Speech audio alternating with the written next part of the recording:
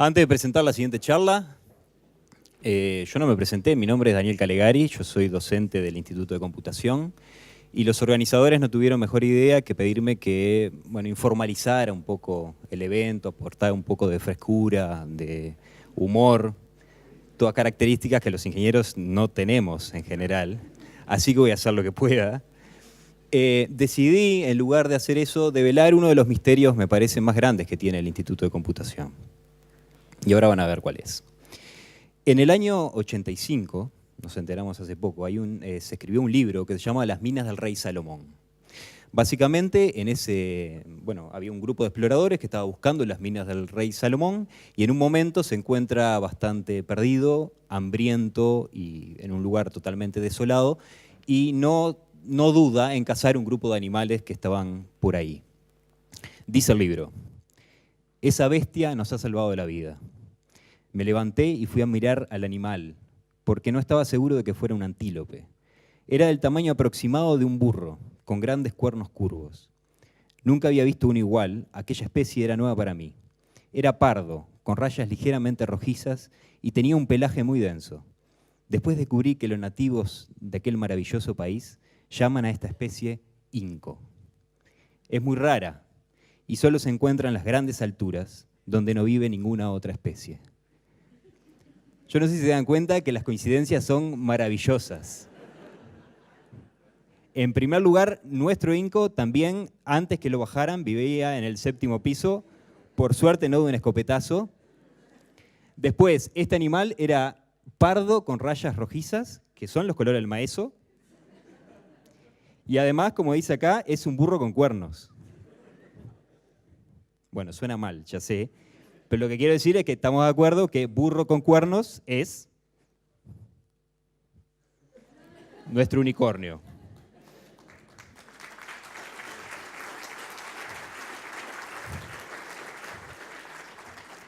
Desde hace poco más de 30 años, este es nuestro logo, nuestra imagen institucional, que si lo ven un poco, tiene un unicornio que representa lo raro, lo inexistente, pero también lo puro, con una locución latina que dice nada nuevo bajo el sol.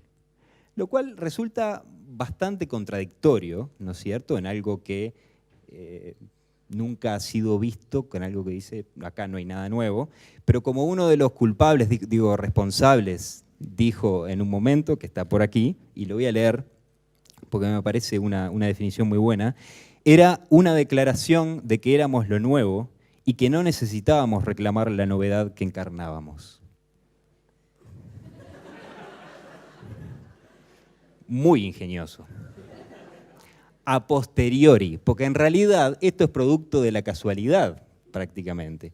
Básicamente lo que sucedió en el 80 fue que existía una computadora, un PC, que tenía un procesador de texto que contaba con determinadas figuras prediseñadas, eligieron la que más o menos más le gustó y les dejaba escribir un texto y resulta que uno tenía un pequeño Larousse ilustrado, que recuerdan que eran aquellos viejos diccionarios que ya no existen, y agarraron de nuevo, nada nuevo bajo el sol, y quedó. Defiendo a muerte este logo. Yo no sé si habrá sido la mejor opción, pero en perspectiva yo creo que es una cota superior, es decir, una cota inferior, en realidad. Es la peor solución que podrían haber encontrado. O sea, piensen lo siguiente, a ver. Si el logo lo hiciéramos hoy, la cantidad de imágenes que tenemos en Internet harían que esto fuera catastrófico.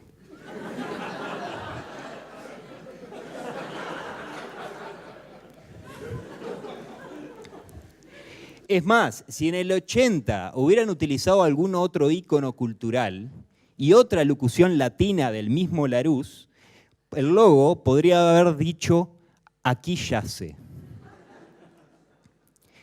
Y si esto lo hubieran hecho 10 años después, ya con Windows, y hubieran agarrado algún otro logo y alguna otra locución latina, podrían haber puesto errar es humano.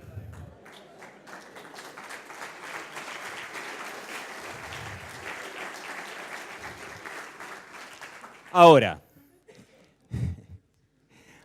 si es cierta la teoría de que en cada instante se abren infinitos universos para todas las posibilidades, en este mismo momento hay un docente que está intentando 30 años después defender el logo de su INCO, cuya frase es Asinus asinum fricat, que quiere decir el asno frota al asno, y la imagen sacada del Kama Sutra. No tengo el logo. Así que lo que quiero decir es que el INCO será un bicho raro y puede ser que no nos guste del todo, pero igual que aquellos exploradores, nos ha permitido comer y a más de uno encontrar minas. Así que dejando la pavada de lado, ahora sí voy a presentar a la primera charla que tenemos. Gracias.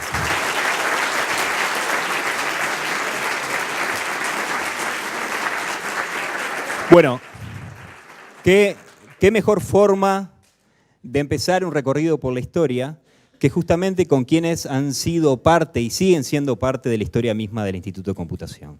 Así que les voy a pedir que le demos una calurosa bienvenida a los profesores Juan José Cabezas y María Urquhart, y además al profesor y ex docente del SECUR, Jorge Vidart.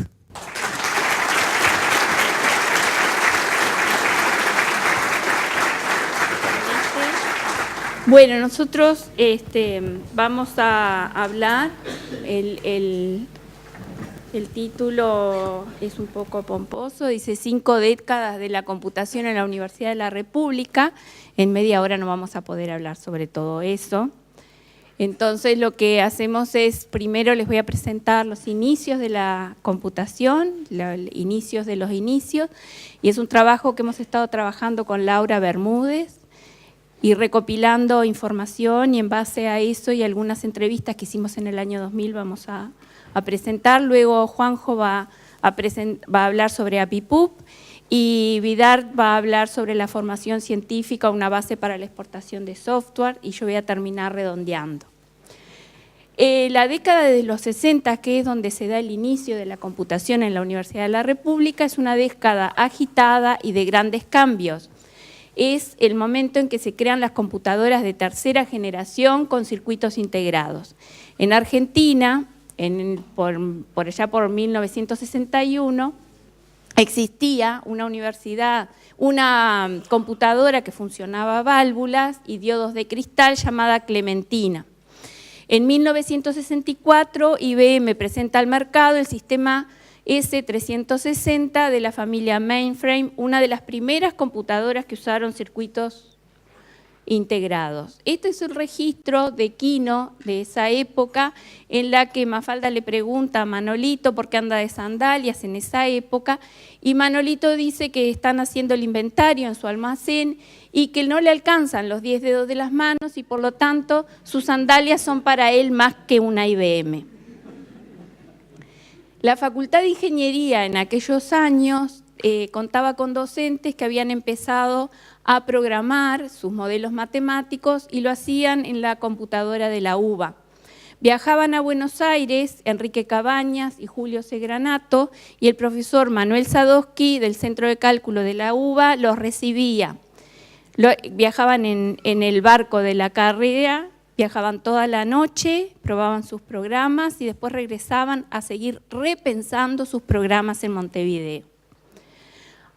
Ahora vamos a ver un videíto muy casero que viene de las entrevistas que hicimos con Laura en el año 2000. Van a tener la oportunidad de escuchar a Julio Granato, a Juan Grompone, a Manuel Sadowski y a Enrique Cabañas. Esas entrevistas fueron grabadas a cinta en una filmadora casera y después pasadas a formato digital y procesadas por Gerardo González, un estudiante de la FIC, y además lo vamos a poder ver gracias al trabajo impresionante de Fernando Carpani. Y si usted tuviera que ubicar los inicios de la computación en el Uruguay, ¿en qué época y dónde la ubicaría? Y yo la ubicaría en el año 64, pues fue cuando yo entré en IBM, ahí fue el boom de la computación. Y en segundo lugar ocurre el golpe de Estado en la Argentina. En julio del 66 ocurre el golpe de Estado de Onganía en la Argentina, que desmantela a la UBA. Entonces, al desmantelar la UBA, inmediatamente Mayolo, que era rector de la universidad en ese momento, le ofrece a todos los docentes que quieran venir al Uruguay que vengan a la Universidad de la República. Y eso hace que una cantidad importante de docentes de la UBA lleguen al Uruguay, sean recibidos en el Uruguay y inmediatamente les ofrezcan cargos y les ofrezcan puestos de trabajo. Y una de las personas que vino en esas condiciones forzadas, era el director del Centro de Cálculo de la Argentina, es decir, ya tenía, de la UBA de la Argentina, ya tenía varios años ese centro de cálculo, tenía una vieja computadora inglesa, ¿no? Y tuvimos la máquina. ¿Esa era Clementina? Clementina, se llamaba Clementina porque cuando con un programa determinado cantaba Clementine. Entonces, la primera cosa que pensamos es que no tenía que ser una cosa de Buenos Aires. Entonces enseguida escribimos a gente de Mendoza, de la Patagonia, del norte, del sur, de Argentina y al Uruguay. Pensamos, teníamos alguna relación, pero pensamos que el Uruguay tenía que estar. No sabemos bien porque esas cosas no tienen tanta explicación racional.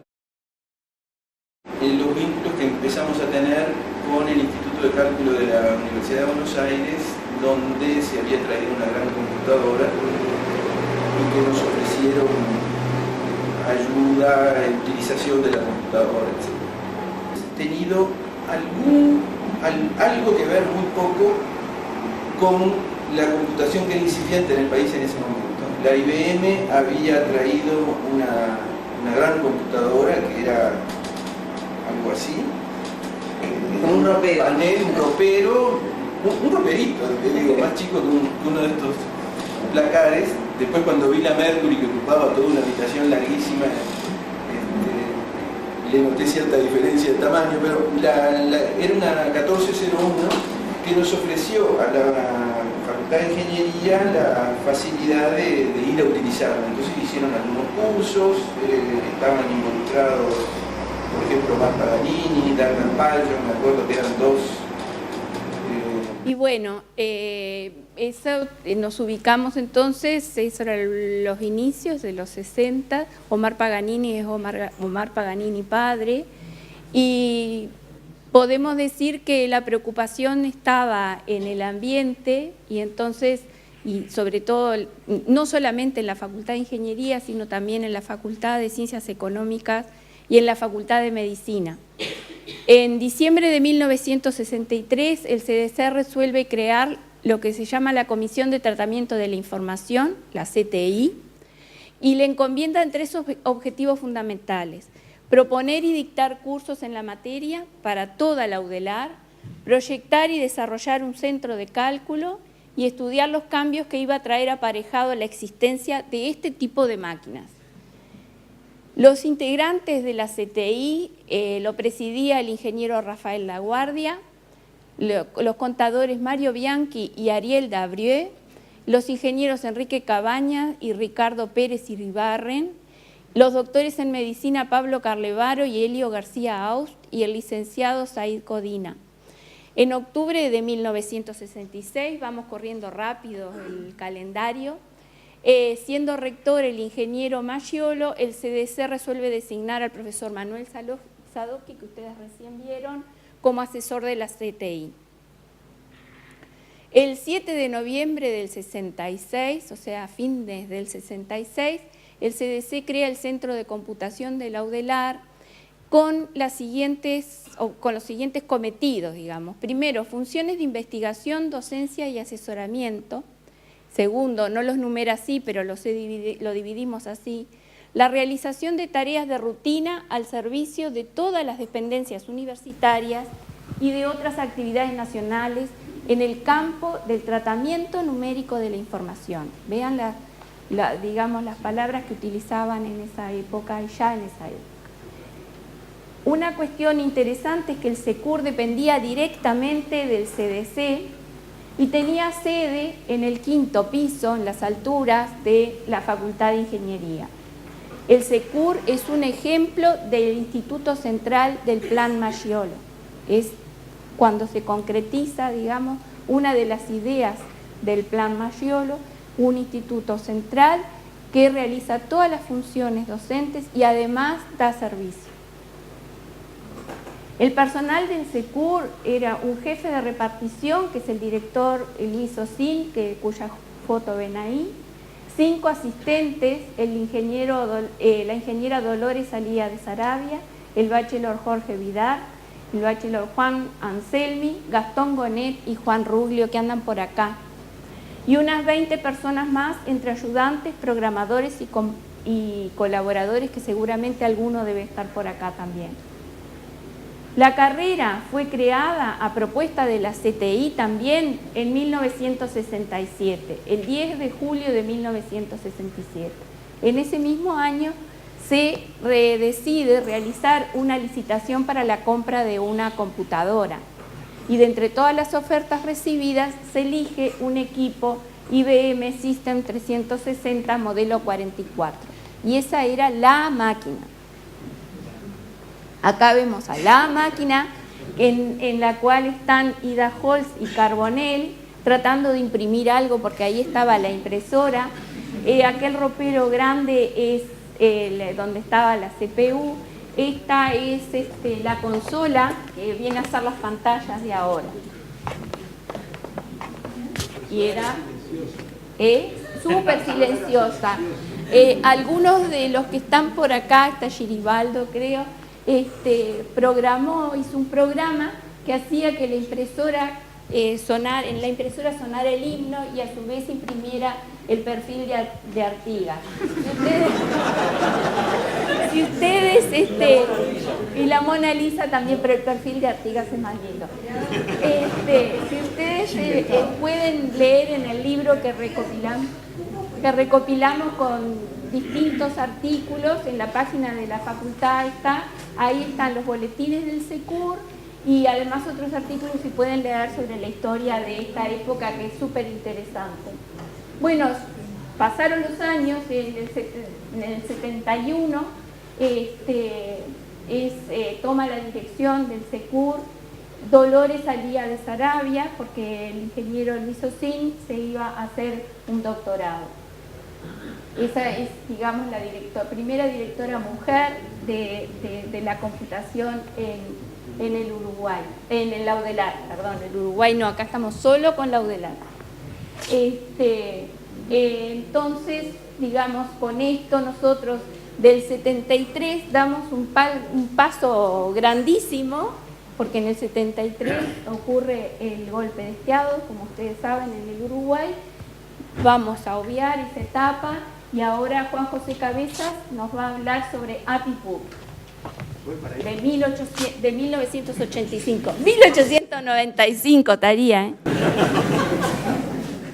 Lo que vamos a ver hoy es una primicia, de manera que no va a haber transparencias porque esto recién lo estamos desclasificando ahora y hay zonas oscuras que todavía no tenemos investigadas ni del todo aclaradas.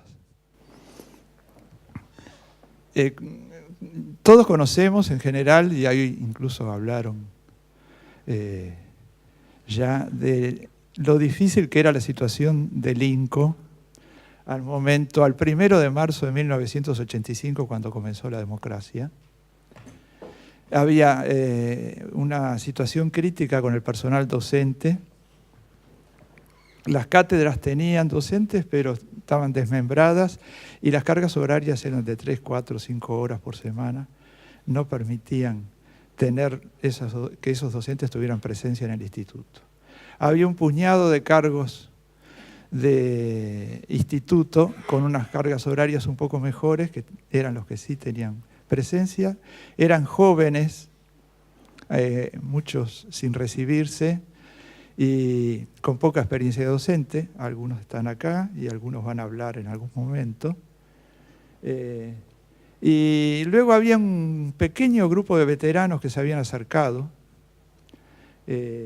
Llamamos veteranos en esa época a gente de 30 y pico y 40 y pico.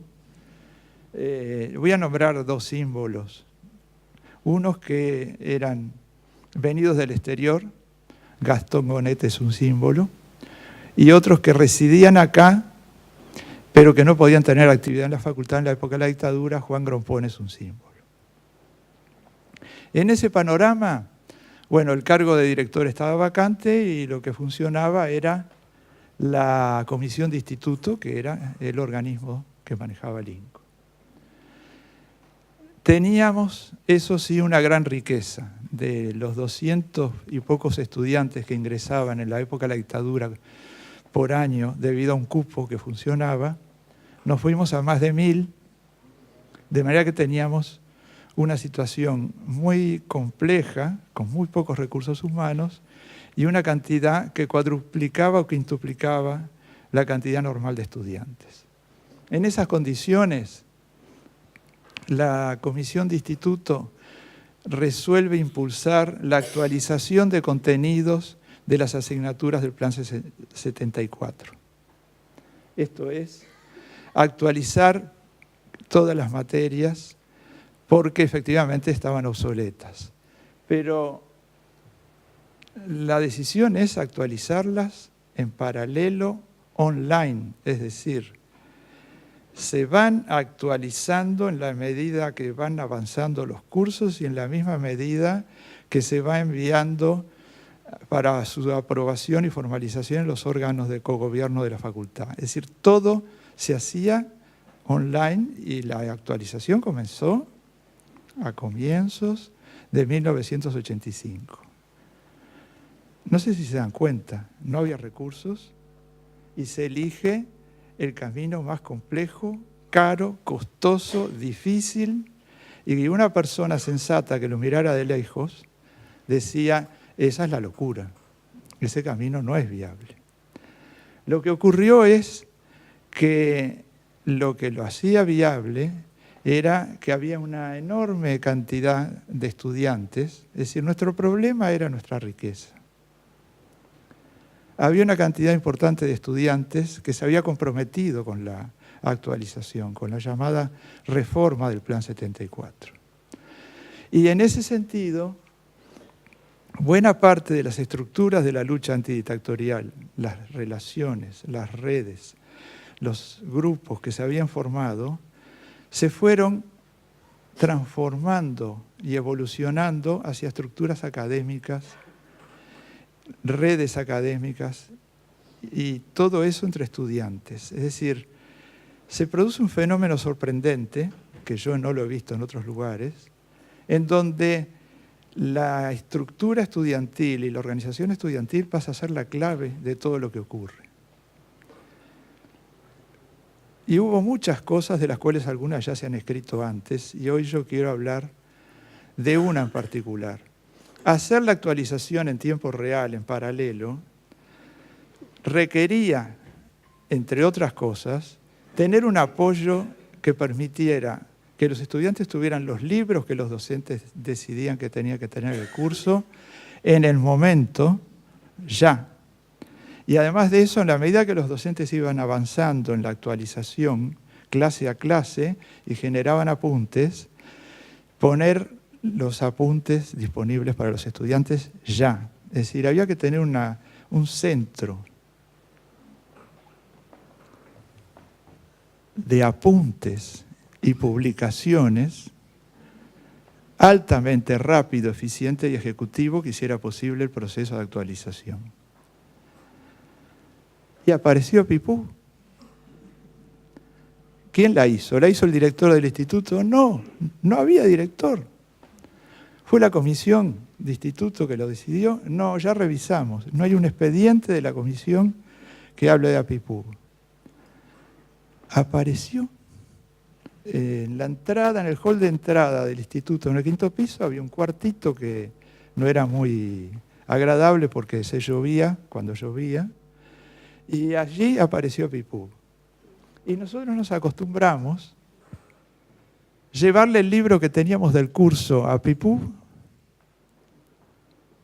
Acá tengo uno.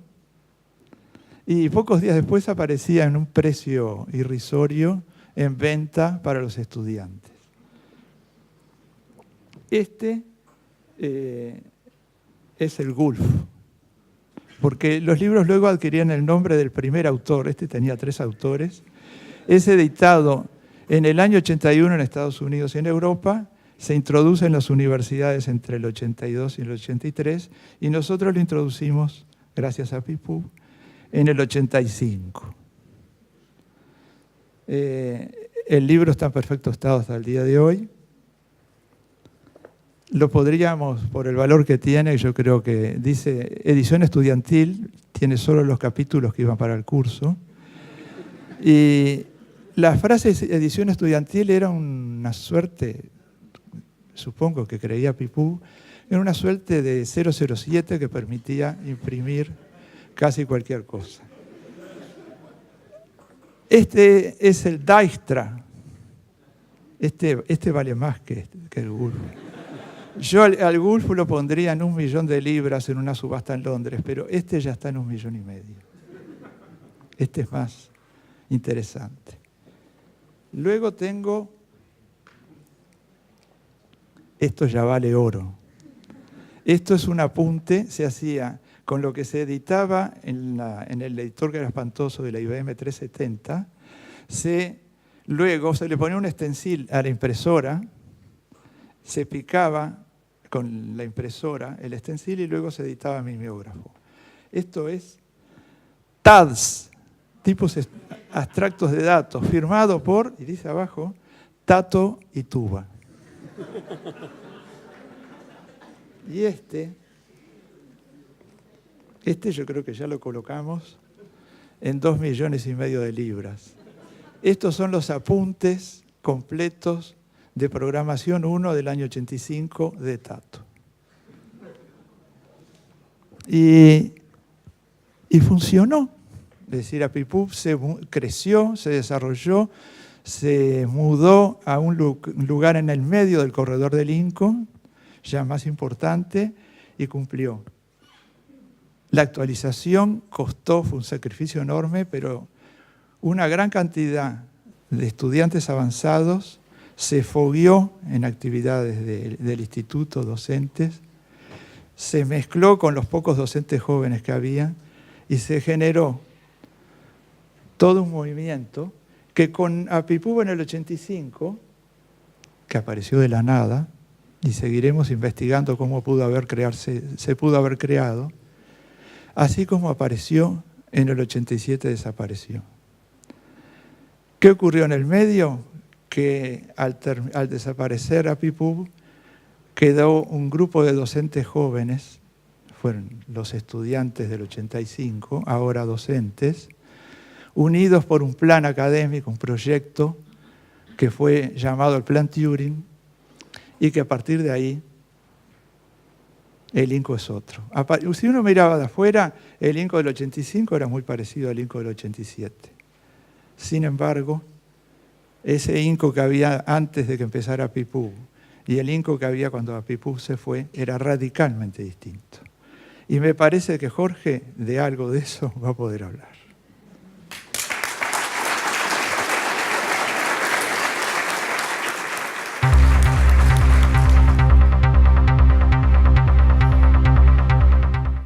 Hola, ¿qué tal? Buenas tardes. Bueno, ustedes se dan cuenta que estamos festejando los 50 años de algo que se llamaba antes CSUR, ahora se llama el INCO, fue cambiado el nombre en el medio, pero en esencia es lo mismo. Yo no soy tan afortunado como Juanjo, que tiene piezas tan valiosas, ¿verdad? Yo ya le conté $3,5 millones en todo lo que planteó. Libras, perdón. Bueno, la libra después del Brexit no está muy... Bueno, no importa.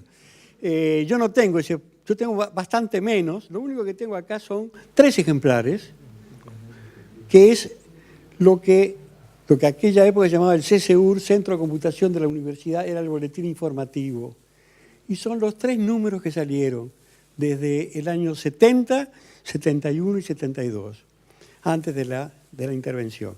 Es muy interesante verlo, muy interesante leerlo. Puede parecer hasta divertido, ¿verdad? Porque una de las cosas que aparece es el uso de la 360-44, ¿verdad? En horas, en que se hablaba de las horas dedicadas, y es realmente, visto hoy, ¿verdad? Con los celulares y con lo que tenemos, realmente ridículo compararlo así. Yo cuando era chico leí algunos cómics, ¿verdad? Y algunos de Walt Disney, y había uno del Pato Donald, que tenía unos sobrinitos, ¿verdad? Que eran tres patitos, que eran trillizos, y que hablaban, la frase la empezaba uno, la seguía del medio y la terminaba el otro. Yo tenía miedo cuando pedimos esto que pareciéramos los tres sobrinos. Espero que no. En todo caso, divertidos no vamos a ser. Pero nosotros nos divertimos mucho preparando esto. Yo voy a tratar de hacer una visión un poco complementaria de lo que se ha hecho hasta ahora. Hasta ahora hemos hablado de la historia, ¿verdad? De los sucesos que han sucedido, vale la expresión, en estos 50 años, y algunos de los personajes que tuvieron cabida en todo eso. Es decir, que lo que hablamos es del qué. Yo voy a tratar de hablar un poco del para qué. Es decir, ¿qué hemos obtenido de todo esto? ¿De acuerdo? Y déjeme decirle que después de haber escuchado las presentaciones que se hicieron en el comienzo, yo me siento muy, muy satisfecho porque muchas de las cosas que voy a decir ya están casi como plasmándose, ¿verdad?, en la actualidad que tenemos hoy en el Uruguay. Y eso me satisface enormemente. Yo tuve la suerte, yo no sé lo que es la suerte, pero tuve la suerte y el privilegio de poder participar en los comienzos de estos 50 años. Sí, hace 50. Y no soy el único de los que están acá, ¿verdad? Ya se habló de Ida Holz, que todos festejamos su recuperación de salud y realmente nos pone muy gratos, pero habemos otros, ¿verdad? Está Ruglio también, ¿verdad? Está Giribaldo, aquí presente. Está Cabaña, que ya lo hemos mencionado varias veces. No sé si está Goné, pero de todas formas está ahí, ¿eh? Ah, Gastón, perfecto.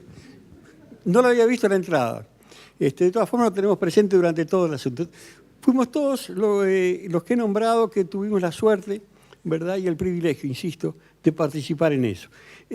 Fue una época muy linda, muy fermental, ¿de acuerdo? Aquella, es la única foto que voy a mostrar, ya lo adelanto. Ese es el momento en que llegó la máquina. ¿Ven el camioncito ese? Está cargado de cajas. Ahí está la 44. ¿Por qué lo muestro? Bueno, para nosotros era un momento muy significativo, evidentemente. Pero lo que rescato de todo esto, fíjense quiénes están ahí. De izquierda a derecha, de Boina, Sadowski, que ya fue mostrado. ¿De acuerdo? Atrás de Sadowski se notan los pies y los brazos de alguien que no sé quién es. No sé si alguien se acuerda, Gastón o alguien. No me acuerdo quién es que está ahí atrás. Al lado, de busito amarillo, está Gastón Goné. ¿De acuerdo? Atrás está la señora Sadowski. Adelante, con el dedito levantado, está Rafael Laguardia. Al lado su esposa. Al lado Osín, escuchando La Guardia, y a la derecha estoy yo. Lo que me parece significativo era esto como muestra del ambiente que había en aquella época. Era muy familiar en alguna medida, ¿verdad? ¿Qué está haciendo la mujer de La Guardia, verdad? En el aeropuerto.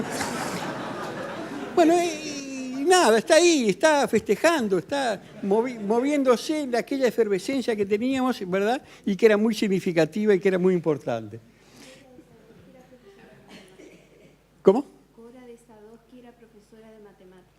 Exacto, tiene un libro muy famoso, ¿verdad?, que se usaba muchísimo, ¿verdad?, de análisis matemático. Bueno, pero volvamos al tema que a mí me interesa. Fíjense esto, lo leo, lo poco que voy a leer.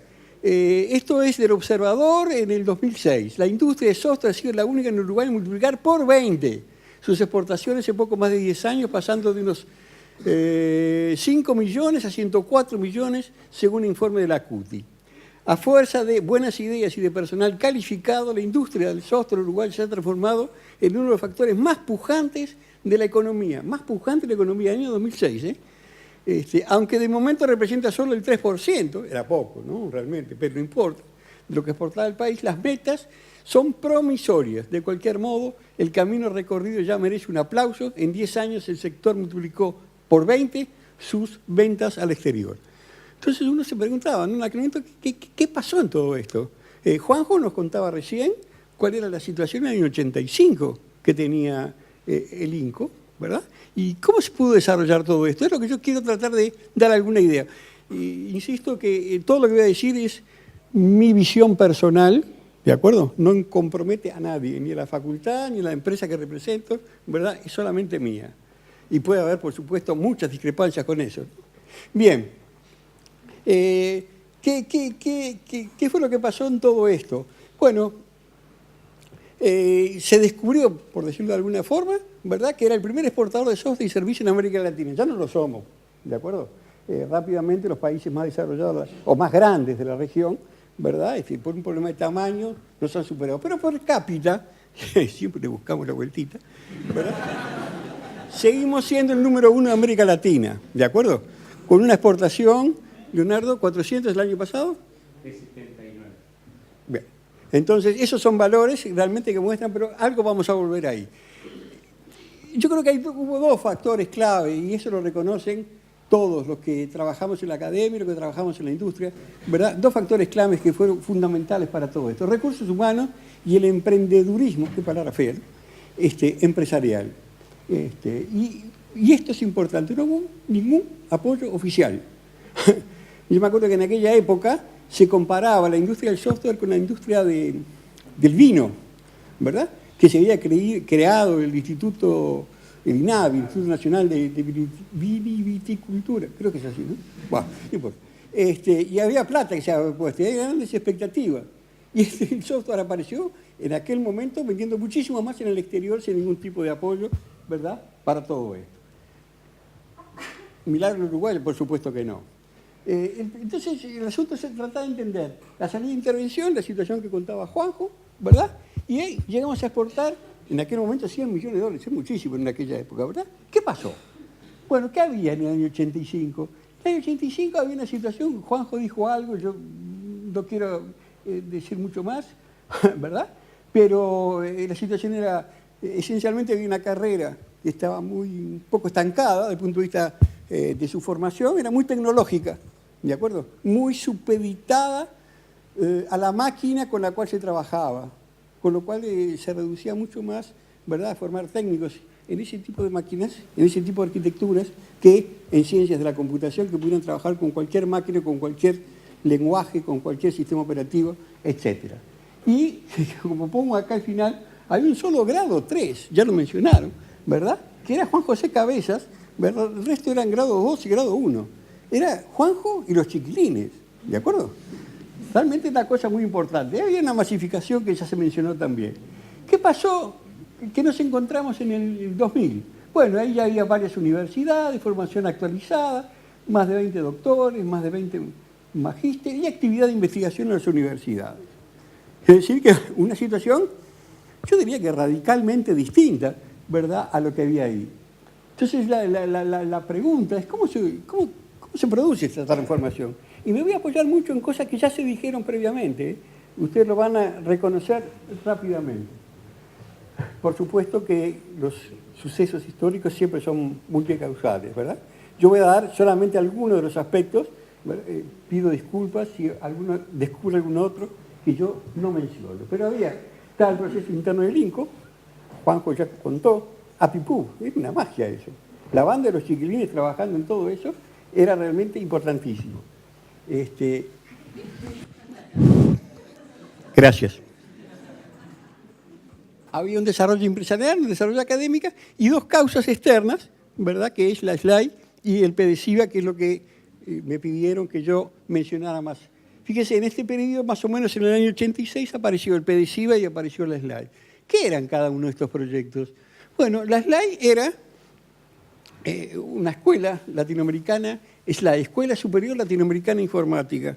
Un proyecto que se hizo en Argentina. ¿Saben quién lo creó? Sadowski. El mismo Sadowski que estaba acá en el año 86, sí, cuando creando el Instituto de Computación, ¿verdad? Y creó la SLAI. En ese momento era secretario de Ciencia y Técnica, y viene a ser más o menos como ministro de Ciencia y Tecnología del gobierno de Alfonsín, y creó esta escuela. Y bueno, se creó en la Argentina, en la ciudad de La Plata, él me pidió que yo colaborara, yo fui el director de esta institución mientras duró, y esencialmente las cosas que pasaron ahí.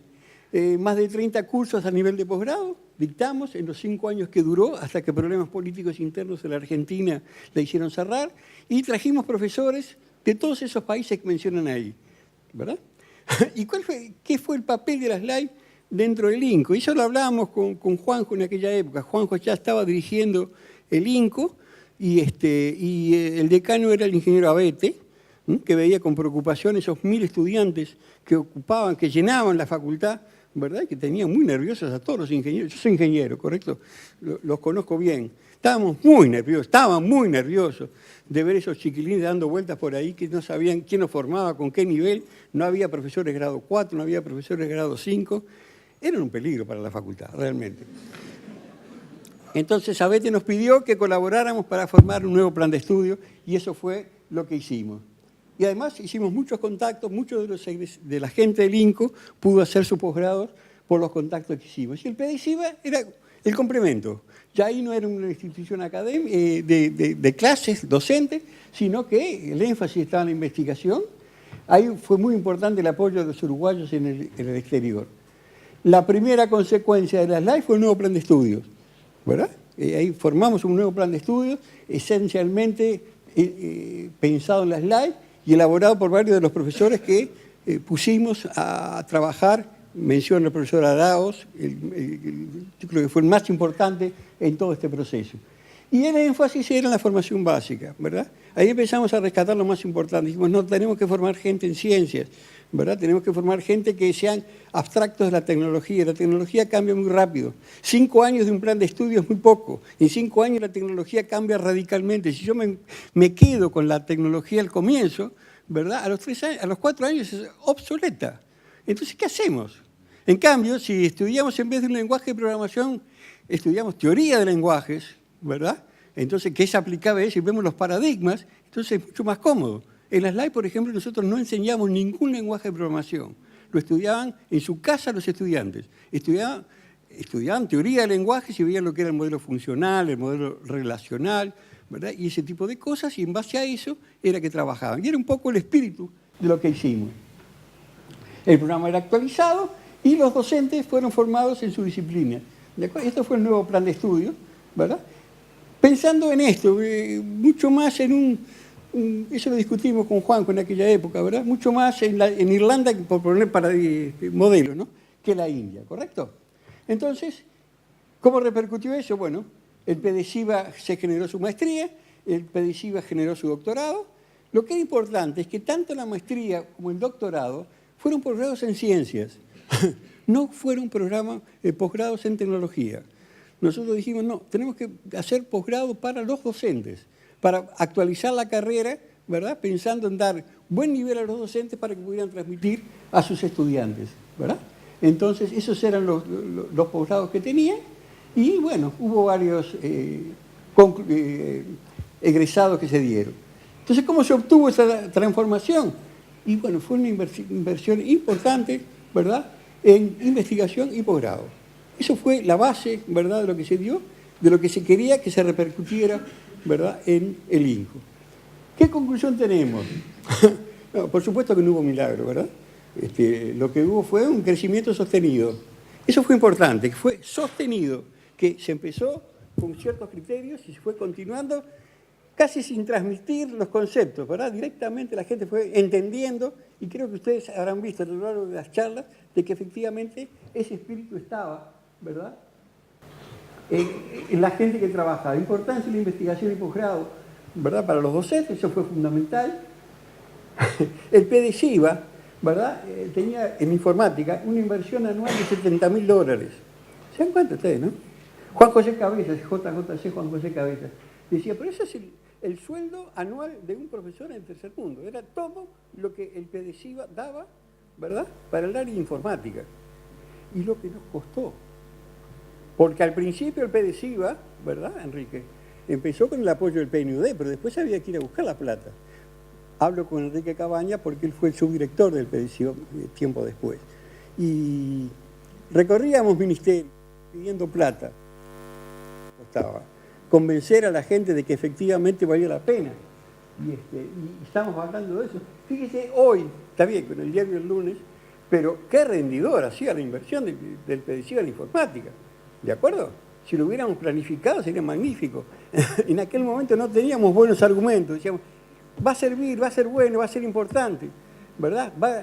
¿En cuánto? Nos preguntaban los economistas. Y era muy difícil saberlo. ¿De acuerdo? Los números aparecen acá. Y el proceso es largo, ¿verdad? Gracias, Marita. Y hay que tener paciencia. Y yo creo que todo esto son moralejas para un país productivo. Ya terminando, hoy vemos, yo diría que hasta yo, en lo personal, lo confieso aquí públicamente con envidia, ¿verdad? La aparición de la ANI. ¿Por qué digo con envidia? Me hubiera gustado ser joven, ¿verdad? Y tener la ANI presente como está presente ahora. Es fantástico, porque todas estas cosas, ¿verdad?, han sido asimiladas por la ANI, ¿verdad? Y el apoyo a proyectos, el apoyo a la investigación es extremadamente significativo, con proyectos extremadamente importantes, tanto a nivel de proyectos industriales como de vinculación de academia con la industria. Y eso es realmente significativo. Bien, eso es un poco lo que yo tenía para hablar. Gracias.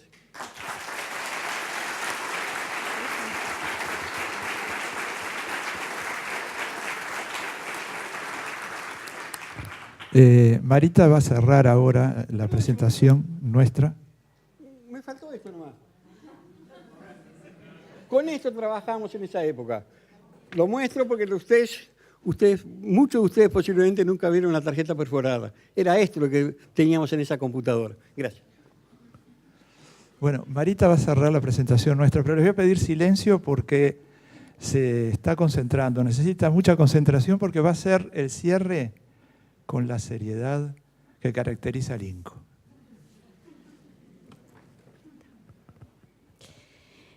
Bueno, esta es la historia que en media hora logramos relatar. Tenemos muchas otras para contar. La formación y dedicación docente nos supo y sabe preocupar. Los resultados obtenidos son de alegrar. Los docentes del INCO son 160 en total, entre los cuales 40 doctores y 50 magísteres se pueden contar. En 1993 teníamos un solo docente de T, hoy son 39 para informar. Con los egresados de grado y posgrado no nos hemos quedado atrás. Incluyendo el título computador universitario, son 6.385 los que pudieron egresar. Y esto no va a terminar acá, ya que pensamos continuar.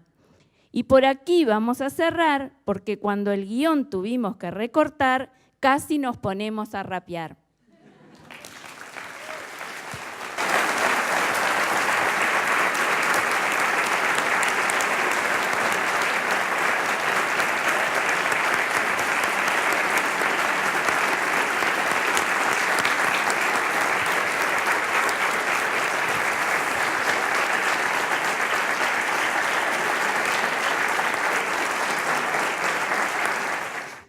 Perfecto. Bueno, vamos a terminar esta primera sesión con un cortometraje que fue producido allá en el año 1968 tras la llegada de la primera computadora al ex Secur. Este cortometraje que vamos a ver fue digitalizado por el Laboratorio de Preservación Audiovisual del Archivo General de la Universidad de la República y está dirigido por Mario Handler, y que no solo se trata de un registro histórico para el INCO, sino además para el Instituto de Cinematografía de la Universidad, ya que introduce algunas novedades para la época, como eran técnicas de animación y registro de voz con entrevistas dentro del cortometraje. Esperemos que lo disfruten.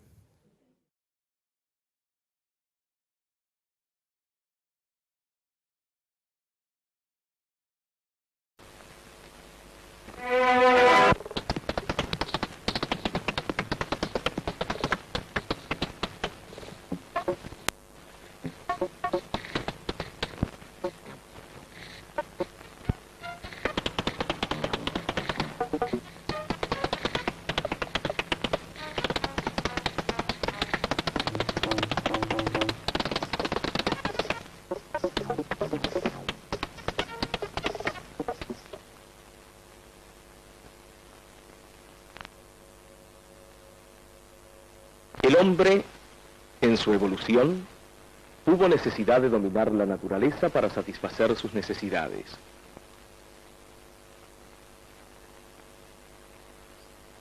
Para ello utilizó su fuerza física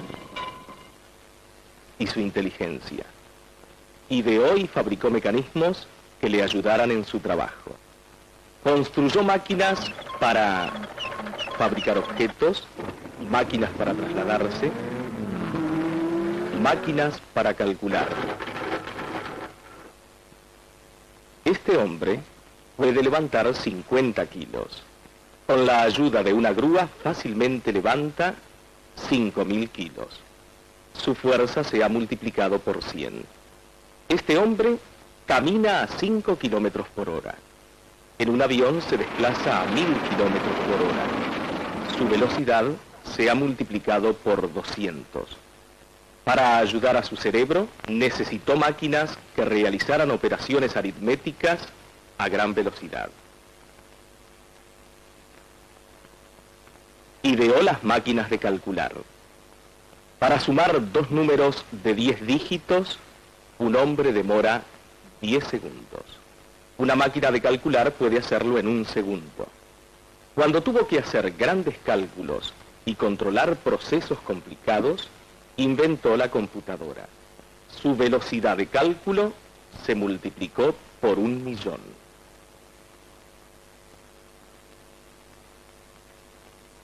Si su fuerza se multiplicase por 1.000.000, podría levantar un petrolero de 50.000 toneladas.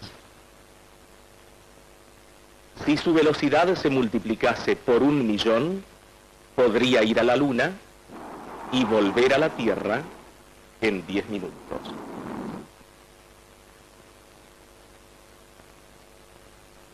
Gracias a la maravillosa multiplicación de poder de cálculo obtenida con la computadora, el hombre pudo realizar proezas como la de visitar la Luna.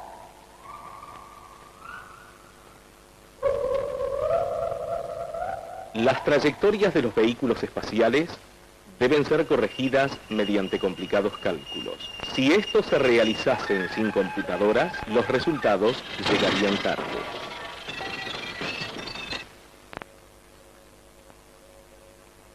La seguridad de los vuelos espaciales depende de poderosos sistemas de computación. El manejo de grandes volúmenes de información se hace también con computadoras. Los censos dieron origen a la actual mecanización de datos. Un país necesita conocer su situación real para desarrollar una política adecuada. Los datos de un censo son inútiles si envejecen.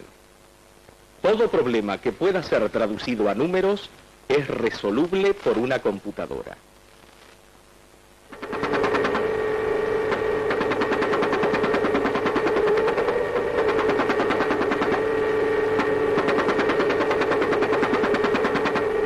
Esto ha significado un excepcional apoyo para los diseñadores.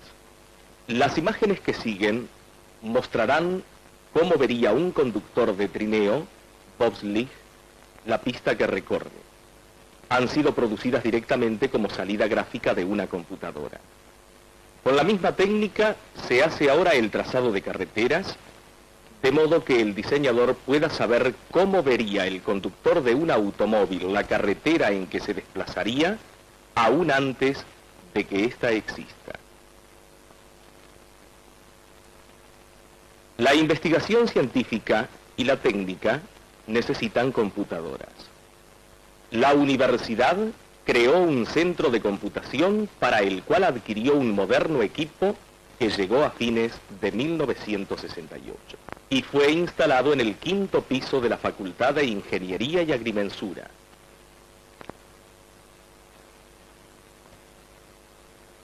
El que fue acondicionado especialmente en sus aspectos físicos y ambientales. Las computadoras procesan información y son capaces de realizar operaciones aritméticas y tomar decisiones lógicas. Un sistema de computación tiene que recibir información, para lo cual se ha diseñado esta lectora de tarjetas.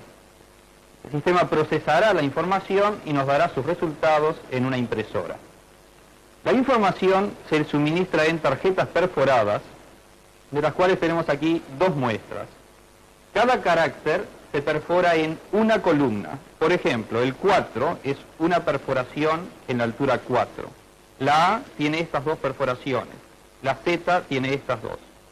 Aquí tenemos el aspecto de todas las perforaciones correspondientes a los números y las letras.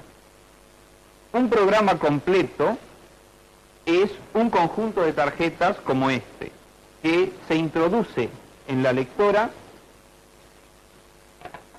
y cuando se oprime la tecla de comienzo, la información que va a ser leída en esta máquina pasa a la unidad central.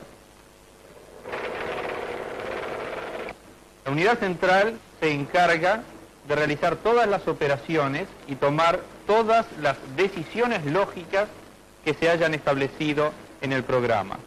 El resultado de esos cálculos debe ser comunicado al interesado, para lo cual se utiliza normalmente la impresora de línea. Este dispositivo imprime con una velocidad de 600 líneas por minuto. Y como cada línea puede tener hasta 132 caracteres de impresión, quiere decir que se trabaja aproximadamente 1000 caracteres por segundo. Esa velocidad, que a nuestros ojos es muy alta, sin embargo es muy lenta cuando se la compara con la velocidad interna de procesamiento de la máquina. Porque la máquina trabaja a una velocidad de hasta 1.000.000 de caracteres por segundo.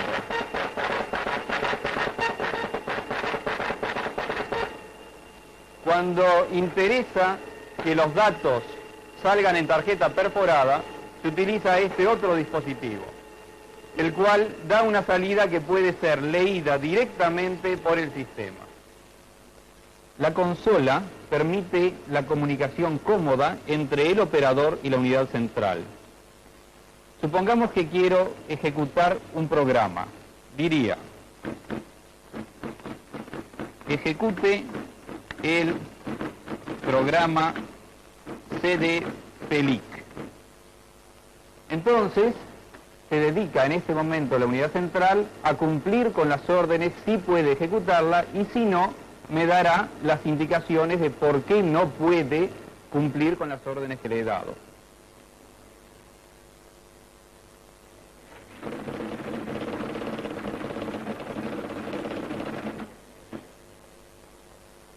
Lo que ha dicho es que no está colocado el disco necesario en la unidad de proceso, por lo cual hay que cambiar el disco magnético.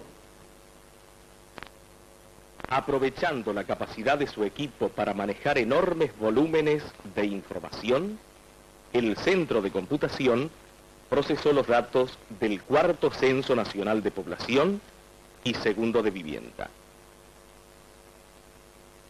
2.600.000 tarjetas pasaron por la lectora. Fueron procesadas y se imprimieron los cuadros requeridos en 150 horas. Un hombre trabajando 24 horas al día hubiese demorado 570 años para hacer este trabajo. Como centro al servicio del país, ha trabajado no solo con los investigadores universitarios, sino con muchos organismos nacionales. Por ejemplo, ha realizado trabajos para mejorar la utilización y planificar la instalación de los sistemas de generación de energía eléctrica para UTE. Ha cooperado con Ministerio de Transporte, Comunicaciones y Turismo, Instituto de Investigaciones Agrícolas Alberto Berger, Dirección de Economía Agraria del Ministerio de Ganadería y Agricultura, Instituto de Colonización, Oficina de Planeamiento y otros. En nuestro país, como en otros países subdesarrollados, hay escasez de trabajo en muchas actividades. Faltan equipos modernos y competitivos y el mercado es reducido. El único campo en que la situación es la opuesta es el de la computación. En Uruguay hay instalados valiosísimos equipos con grandes tareas a realizar y no alcanza el personal preparado para llevarlas a cabo. La carrera de computador universitario pretende formar esas personas. Para ingresar a la carrera de computador, se requiere la finalización del ciclo secundario con una adecuada formación matemática. La carrera tiene 3 años con una intensa preparación teórica y práctica, la que incluye estudios matemáticos, planificación, organización, teoría de computación, lenguajes de comunicación con la computadora, utilización de sistemas de computación y áreas especializadas. Las posibilidades están dadas. El resto depende de ustedes.